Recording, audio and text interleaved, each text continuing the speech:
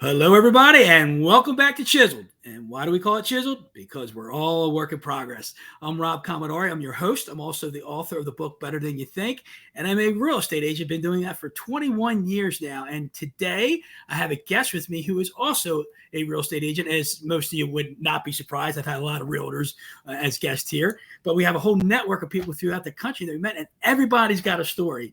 And part of my, mission here is just to be a conduit for people's stories. So today I have a friend of mine, Deanna Bone from Phoenix, Arizona. And ladies and gentlemen, be graceful with her. This is our first ever podcast.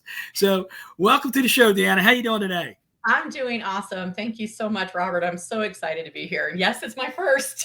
Yes, we're so glad to have you. You're natural. We're gonna have fun here. We're just gonna have you tell your story. So Deanna's been in the business since 2004 or 2003. Did you tell me?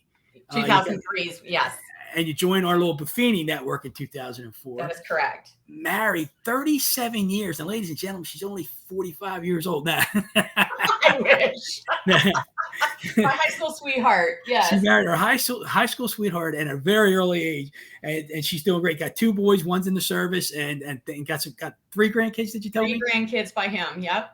Awesome. So Deanna's she got a couple cool stories. She's found a couple hardships, and through the hardships, she's made some good things happen. And we're gonna let her start telling us about the original hardships in real estate, and then take that on from there. All right. Well, my original hardship was, of course, being in the state of Arizona in 2004, 5, and 6, being a real estate agent on that. And as the history has shown, we all got hit in the recession of 2007. So as a real estate agent, we went from making 6 figures to 0 figures like in one day. And fast forward to now, it was the first time just a few months ago that I heard someone tell us, Brian Buffini, tell us that it wasn't a recession, it was a depression. And It was. I think that was a big hit, a big aha moment, because I always tell people, a lot of people lived through it, but we lived in it. And there's a big difference, and in 2008, 2009, I lost my house. It's really hard when you drive up to the driveway and see that, foreclosure sign. But what's worse is at the same time, you get the phone call that you're being sued by the credit card company because you can't make the payments. And just thinking, you're down on your knees. I remember getting the phone call, hanging up the phone and looking at my husband and just breaking down, going, I don't know what to do. I have no idea. So Deanna, what's we just dug right into that. It's like, so you're in the business for, at that point, 4 years, 4 years. Yeah. 5 years at that point. You're making 6 figures. And then, like you said, in a day, bang, you're going from 6 to 0. Yeah. In that moment, what's the thought process? One is it's your own thought process, like what you're going through psychologically. And then is there a conversation with God in the process? Oh my goodness. Yes. There's conversations with God throughout all my life. Before this, during it, I was blessed to know Christ at a very young age. I was introduced to him when I was about 8.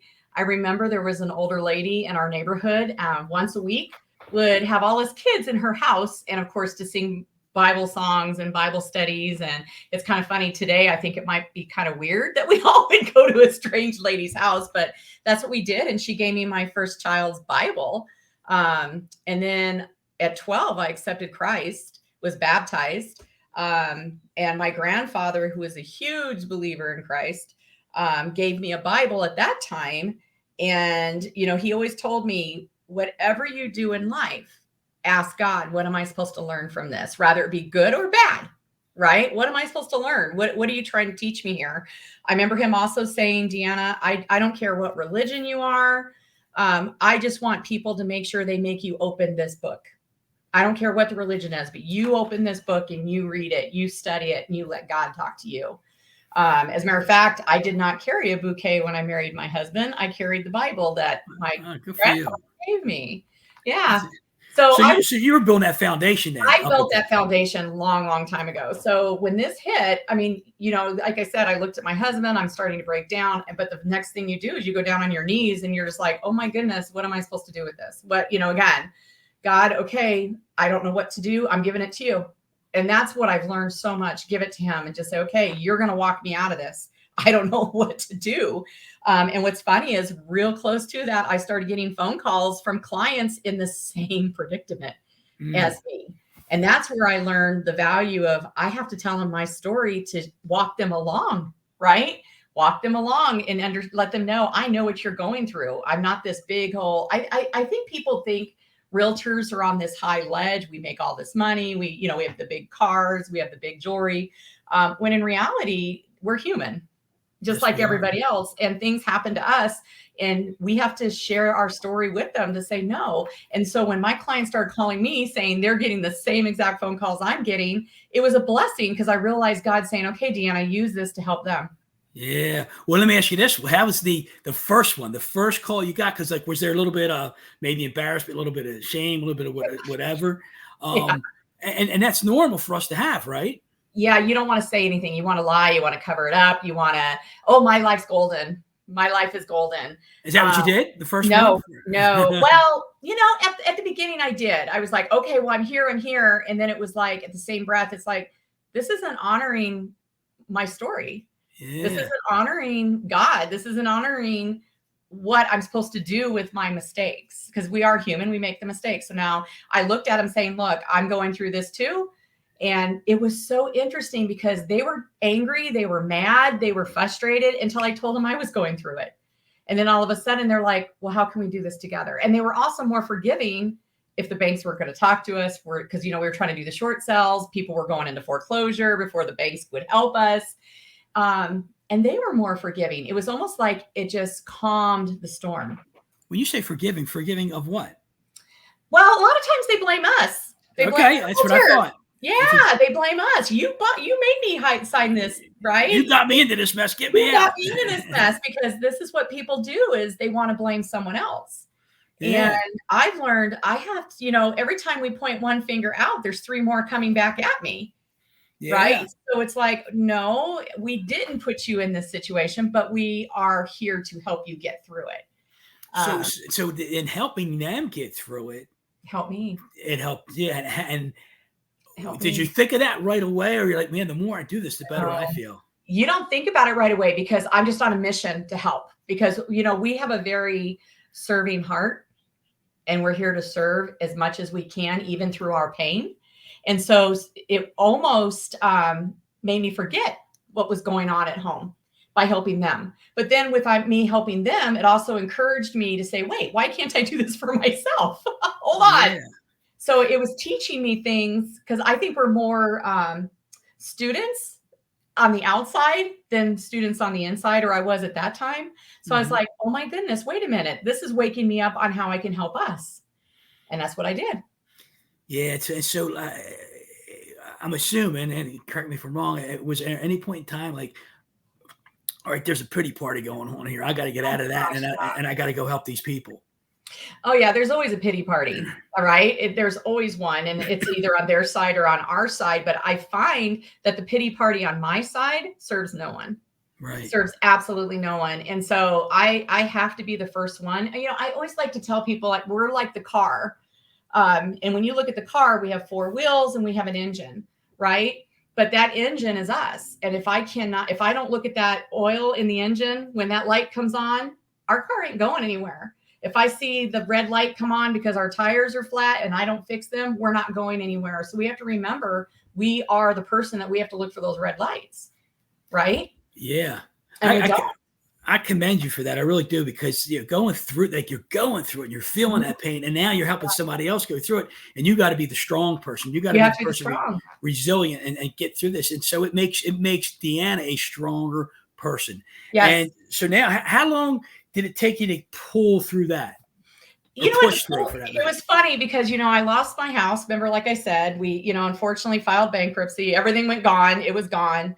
But as soon as that happened, we bought our very next house within 15 months. So what year was that when you lost the house? 2010? 2008 is when we lost it. And I bought again in 2010. Okay. So we were already starting to come out, if that makes sense. So yeah, very fast. And I think it was because we forgave ourselves on being, I like to say, the stupid moment, Yeah. A friend of mine taught me a very famous vocabulary word that I use a lot. She goes, Deanna, that was your stupid tax for this year. So Stupid learn tax. it's stupid tax. And so she goes, learn from that stupid tax. And what are you going to do? So, that was my stupid tax. I call it paying tuition to Rob Commodore University, but Yes. I'm going to call it stupid tax tuition now, as we're going to call Is it. that true? It's a stupid tax. So it's like, okay, you can't get it back. It was something you did. Suck it up, Buttercup. So Dan, you got this great energy about you, and you're jovial, and I just feel it through the screen here. And so that's a hard time. So now you buy your first house after that happens. And then you're strolling along here. Things are going okay. I'm assuming you're building back up. Building the business back up. It's all going through short sales, learning how to talk to these clients now. I mean, now we're going 2 years into short sales, foreclosures. Business is going back. Things are going well. And then 2012 hit. And 2012 was the year. In August of 2012, I was having a lot of medical issues and had to have surgery in August of 2018. And then within 5 to 10 days of surgery, the doctor calls me and says, you have cancer. Wow. Yeah. And so it's almost like you get hit. There's the wall again. So it was like, whoa, oh my gosh, are you serious? And when you get that big C word, you want it out. You want it just stop, and then there's two things that happen. One, you want it out. But I think right before that, the biggest thing is you stop. And I said something, and my husband wasn't really happy when I said it, but I said, well, I guess I know what's going to get me. Ooh. And because that's the first thing you think, right? Yeah. This is it. It's over, because it's a scary word. It's a scary hit. And my husband was like, oh, no. We're not going there. We're not going there. So again, that was another knee dropper, right? Okay, God, what am I supposed to do with this? I was busy in business. I didn't have time for it. Right. So was your husband helping you in the business at the time? No, he was not. No, he helped me back in 04, 05, 06, but it wasn't his forte. It wasn't, in his wheelhouse. So he did not, but it was, I had a blessing. I had one of the best real estate coaches in the world. Beverly was my coach, and Bev, I called her up and I said, oh my gosh, I have cancer and I don't know what we're going to do. I just had surgery in August, and now I'm told I'm going to have surgery again in 8 weeks. Wow. I did not have a team with me yet. It was just me. And the very thing that Beverly said that was a big hit was, okay, Deanna, you're going to pick up the phone and you're going to tell everybody you have cancer. Everyone. I said, no, we're not going to do that. I just told everybody, a few years back that I was bankrupt and, foreclosure. And she's like, Deanna, just like that, everybody's had the C word hit them somewhere in their family. They're going to understand. And you don't want them to think you dropped the ball on business if you're doing something through the cancer. They're going to be forgiving. She goes, and this is going to be the best year you've ever had. And it was. That's amazing. Yeah. And how was it the best year? It was the best year because I learned to take care of myself first. Uh-huh. I mean, business did really well. I have to say that, but it was the first time, when the oncologist tells you the very first thing when you get cancer is you have to get rid of stress. That's number one. He says you have to remove stress. Stress is the feeder of cancer. And I'm a real estate agent coming out of foreclosure world. Are you kidding me? Really? Stress is a vitamin in our business, right? It is. It's like, what do you mean drop stress? And that's where I learned self-care. That's when I started learning what self-care was and learning about meditation, being mindfulness, praying all the time. I was in the word every day. I would wake up in the middle of the night, which is this hunger of wanting to be in the word. And I would just get up out of bed, and my husband got used to it. He was like, okay, she's going out there again. And I would just open up the Bible and just start reading it. And I just couldn't believe everything that was getting me through it. All his strength, all the words that was like, okay, this too shall pass. That's where, my life Bible verse came through, which is Jeremiah 29:11. Which is, share that with us. Yeah. Great. So Jeremiah 29:11 says, for I know the plans I have for you, says the Lord. They are plans for good and not for disaster, and to give you future and a hope. So he already knew this was coming. This is it. We just got to figure out the plan. We just got to figure out, what can I do to get through this? Am I going through this to teach someone? I think one of the things I had to learn was it's okay to slow down. I was going to ask you that because Yeah. it's like, at this point, it's not that cancer's not getting out of you fast enough. This plan's not developing fast enough. So how do you Mhm. pull the reins back on Deanna, right? Pull the Yeah. reins back and slow down. How did you do that? Yeah. You have to learn to take timeouts. And that's a hard thing for a workaholic because that's what we are. And that's what made us who we are. I come from a line of, workaholics. Yeah. My dad was a workaholic. My dad also died at 57 of cancer.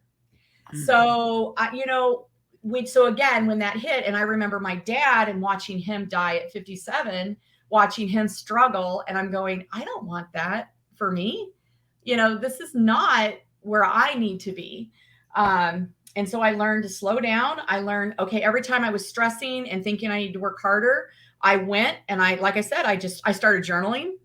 I spent a lot of time in journaling, spent a lot of time in prayer. I spent a lot of time with friends just talking about it, just talking, I mean, someone who's gone through it. So can I touch on that real quick? Yeah. Because we were just at an event in May and we read a book called Chatter, and he talked about, I think it's called ruminating, where we don't want to go back and relive and relive and relive. So identify for me or explain to me like the difference between like venting and reliving it and just talking about it. Right. I mean, venting, I think when you're venting, I think you're angry. Okay. Right. And so you have to go through those emotions to get scared, anger, all those emotions you go through when someone dies or anything like that, and go into acceptance. And so the rule for me was I need to accept this. And I just had to talk to someone. How do I accept it? What is a good, healthy acceptance of this? I'm always in the realm that I look for someone where I want to be, not someone who's behind me. Because if they've gone through cancer and they're positive and they've made it, I want to talk to them. How did you get there? And what was it that maybe you can give me 1 or 2 cents that can help me pull into it? But what about the person that's behind you that you could help? Because that's what I'm going to do is help them, because I'm going to learn from the next person, right? Okay, yeah. So it's a domino effect, and the dominoes can fall sideways or straight down, right? Depending on how we accept our challenges in our life. And so we're all dominoes in our own stories. We're all dominoes, yeah. And so and we should search anyways. Not everyone, I guess. We should search for someone that is one step ahead of us to pull us through our challenges, to say it's okay. This too shall pass. And this is how we're going to get through. I love the saying, this too shall pass, but I also do it not just for the negative, but for the positive as well. So when I look at things that are happening positive in my life, I have to remember this too shall pass. It's not going to be that way forever, right? It's not going to be this way forever. So it's like, okay, I need to meditate on this, learn on this, pray on this, accept this, knowing it could be a good day today, but it could be a really hell day tomorrow. That's right.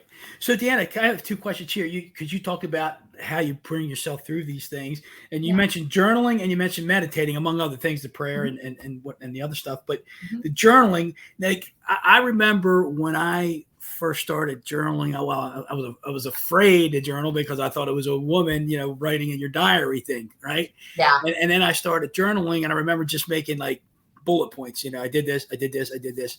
So journaling for you, is it just because some people just hear journaling and I don't know what they're thinking, but tell us what journaling for you is. You don't have to tell us what you journal, but maybe you do. I don't know. It's up to you. So what is journaling to you? It's funny. It changes depending on what I'm journaling about, because at that time when I was journaling my letters, it was like a letter that I was writing to God. Okay. You know what I mean? And it was like, so I would say, oh, dear God, boom. And that was my journal. And then there's times on bullet points, right? But then there's times like right now I'm journaling, asking every single morning those 3 questions we just learned in May that you were talking about, right? So I always say something about I will let go of that. It could just be a few sentences, or I am grateful for, or I will focus on. So that's today. So I think you kind of change your journaling habits throughout seasons in your life. I think it's a great way to put it, Deanna, because I feel when I first started doing. I had no idea what I was doing. I was doing the bullet point thing. And then I was like, Right. okay, I did this today and I went there today and, nothing behind it. Like, what did it mean? And then I remember going through struggles at times. I struggled with this today and this is how I felt. And this is what I thought. Yeah. And we find different things. Like sometimes I journal just affirmations. Yes. I've done that before. So I don't know that I think the point we can make here, agree, I hope you would agree with this, is that we are the authors of our journals. Yeah. And we can dictate and decide how and what we want to journal. With that, there's no right or wrong. There's no right or wrong. It's just getting out what you need to get out of your soul. What is it, and how do you want to do it? It's right for me. It's right for you. It's all, we're different people, and we have different aspects of getting things out. And what's the benefit of that?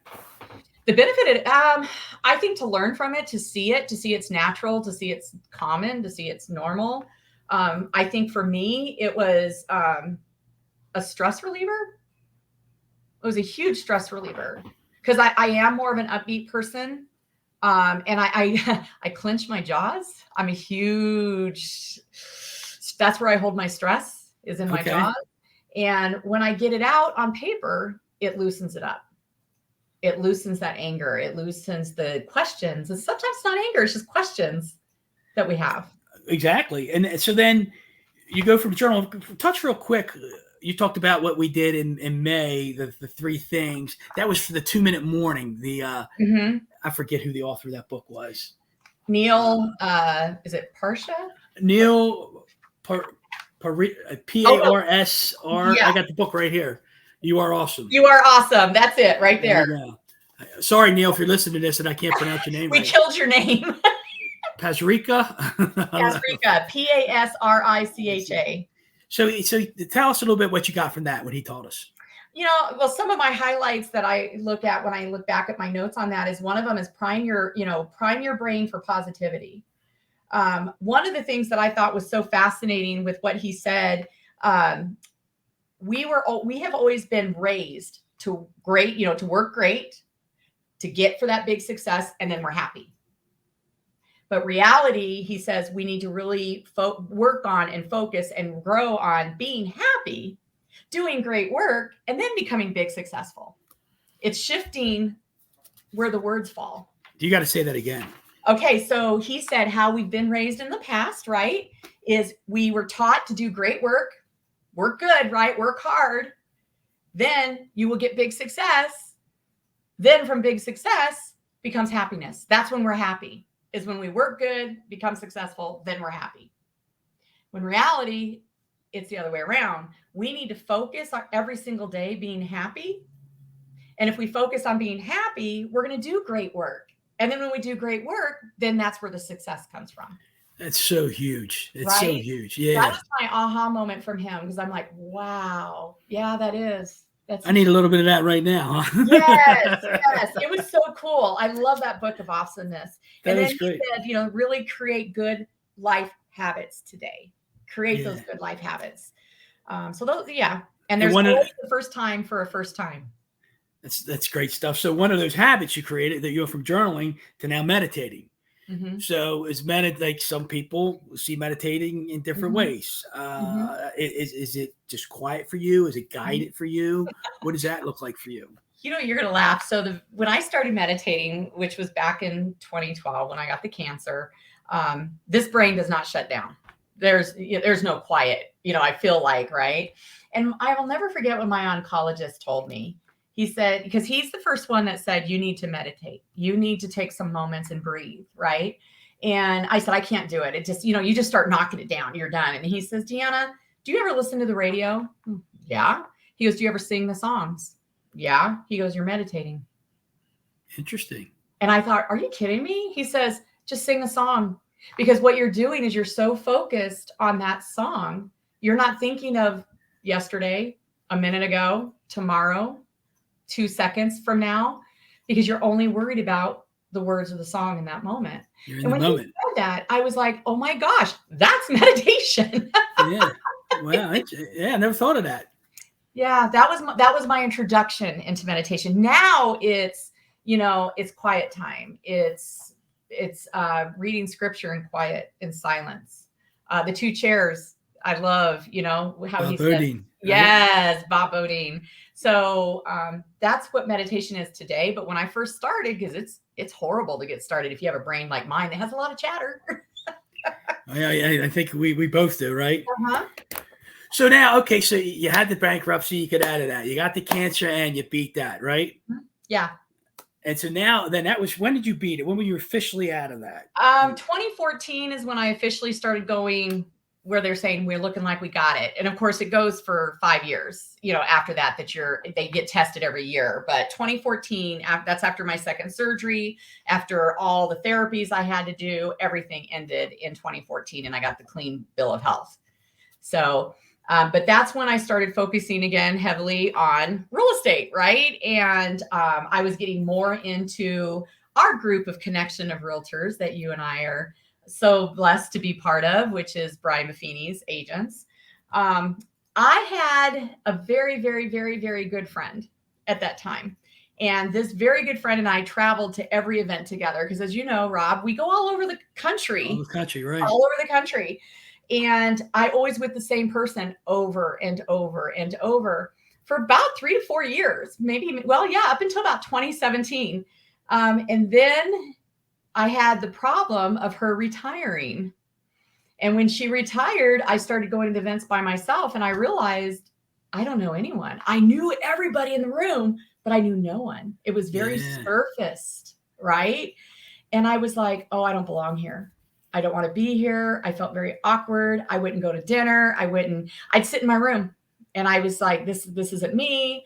And that was a challenge for a real estate agent, feeling like I wasn't good enough to be in that room and have that chatter, that negativity that hits, and leaned on my coach and said, I don't think I'm going to these events anymore. And what year was this when this was happening? This was about 2016, 2017.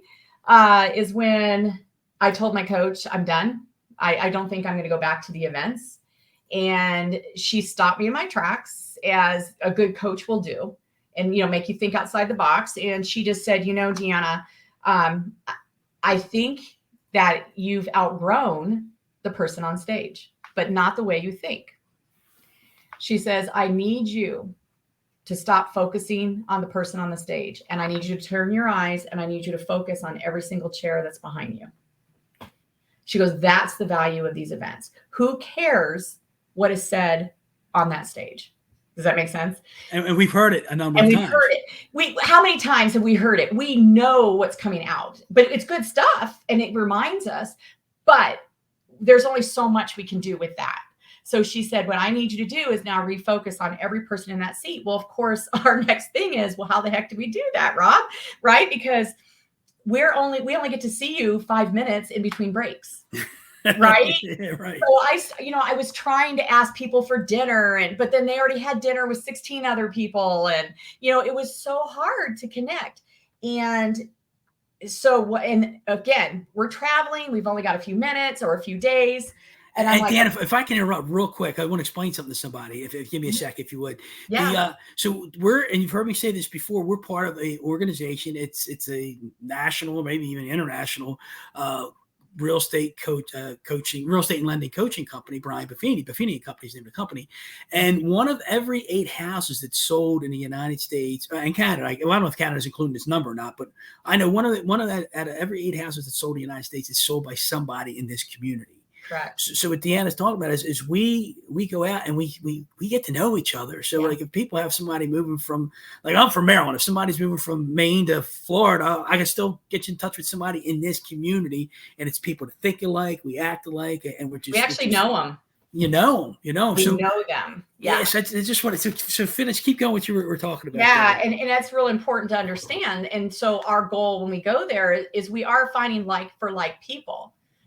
People that we can connect with and we love on each other and hug on each other, because when we give our clients over to you, we know you will treat them like we treated our clients. And our clients are more comfortable with that because they understand the language of Deanna. So now they understand the language of Rob.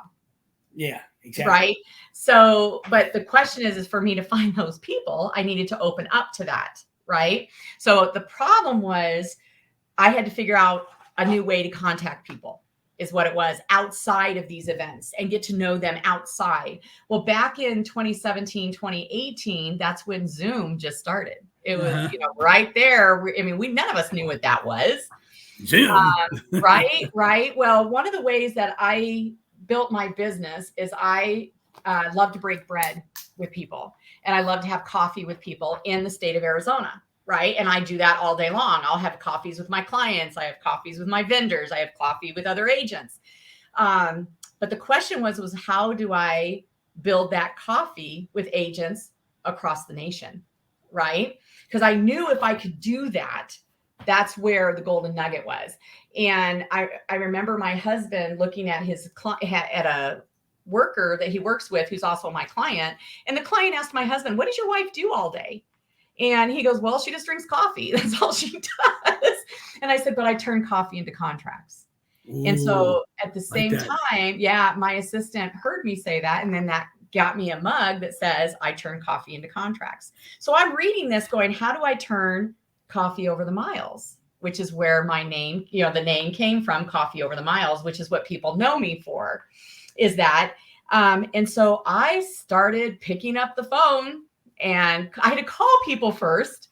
Hey, Rob, you know what? Would you have a cup of coffee with me on Zoom? And they're all like, what? It's so cool. Yeah. So one by one, I started having coffees over Zoom, and we get to know each other. And it's just ran. It just ran. And then in 2019 is when we started seeing the numbers. And my coach kept it very quiet. She never told anyone because we wanted to see, was it going to work?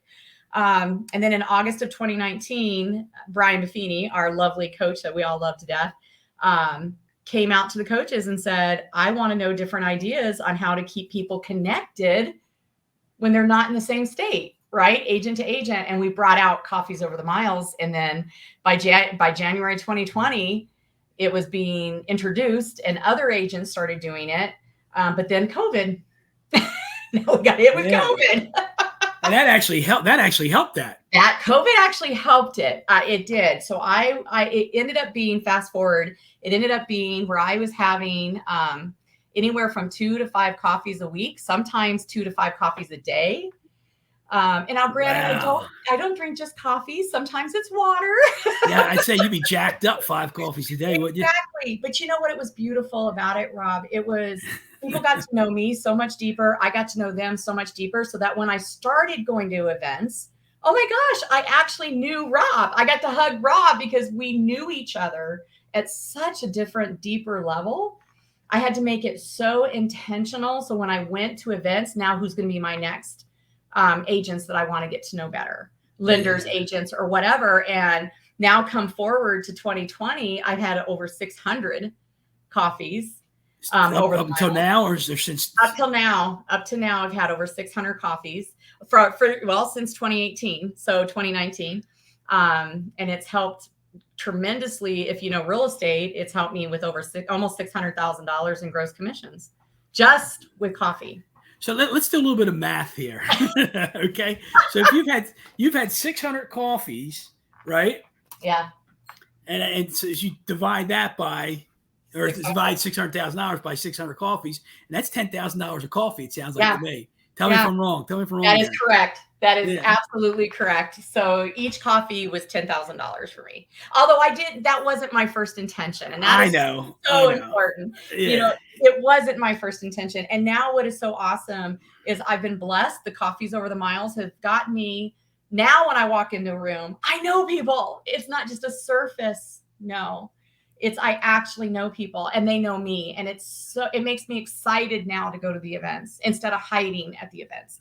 But I have to be very intentional when I do it. I do not room with anyone anymore. I won't do it because I know for me, I'll hide behind the person that I'm rooming with. So I literally have to go, and I have to go with intentions. My coach makes me do that every single time. And I've been blessed to be on the peak panel, as you know.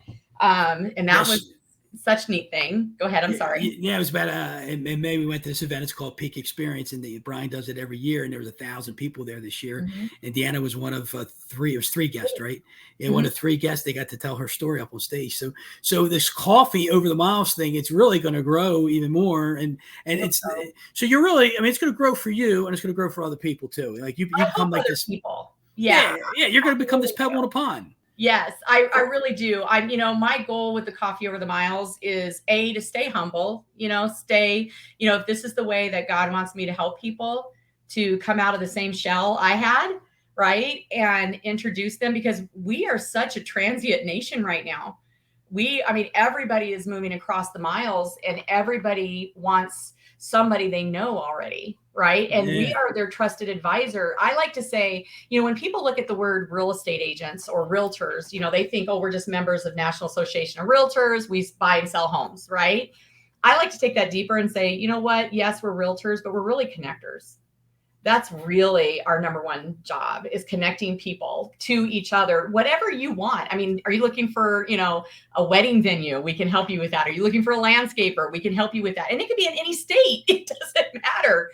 And that's where I think people need to understand the old time realtor is gone. It's the new ones, the connectors, and we need to be those connectors. And to start, I got to be connected to all of you all. Yeah, it's like instead of Google Deanna. That's right. Right. We're a resource. We're a resource. We're a resource. I've had people text me because I got lost on Bell Road and 31st Avenue going, Deanna, where the heck am I? I want them to do that. I want them. But I think the biggest thing I've learned over all these years, and I hope people do this, and I know we talked about it a little bit in the front, and I want to make sure we say this, is through life, we get thrown with a lot of positive stuff, a lot of negative stuff. It's all how you interpret that or how you live through it. Like I told you earlier, I always thought for a long, long time, I was always taking one step forward, two steps back. Rob, no, there was always two steps forward, one step back. But God, you just didn't know it. I just didn't know it. I didn't know it. And then but looking back, I was like, oh my gosh, I was never by myself. Yeah. And it was amazing what God does, and what God throws in your life, people, saying, okay, yeah, this is who's going to help you with this. This is who's going to help you with that. The object is, are you going to listen to it? Yes. And the thing we have to realize is what God's doing for us and not to us. Yes. Life happens for us. So, as we come, to an end here, wrap this thing up, you've had some stuff going on here, right? And I'm sure it was a struggle at times with the house and the cancer, but it sounds like you're just this upbeat, positive person, got a great solid foundation, and you're doing well. You've done well. You've helped other people. You've inspired people. Where do you go from here, Deanna?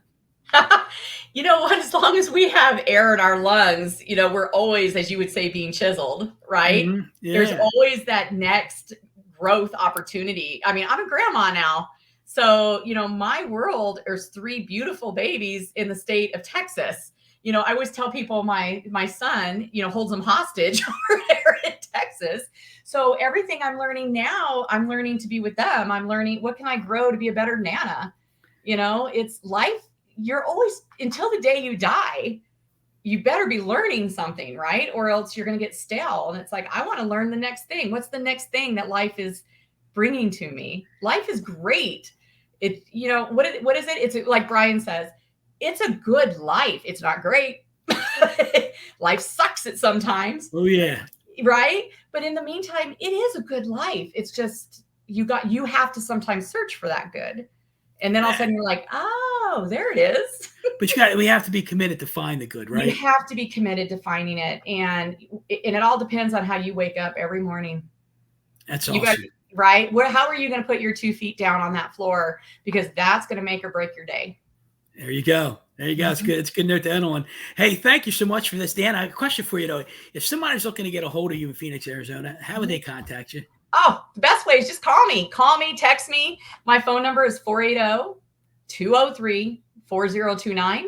Again, that's 480-203-4029. Like I said, call or text me. You can Google Deanna Bone, Deanna. Last name's Bone, just like a dog bone, Bone. Love to chat with people, and I love to be an encourager and a connector. I'm here for you. And you throw her a bone too, right? No bones about it. It's funny because my tagline is for results you can count on, no bones about it. I didn't know that. I didn't know that. Thanks for sharing that.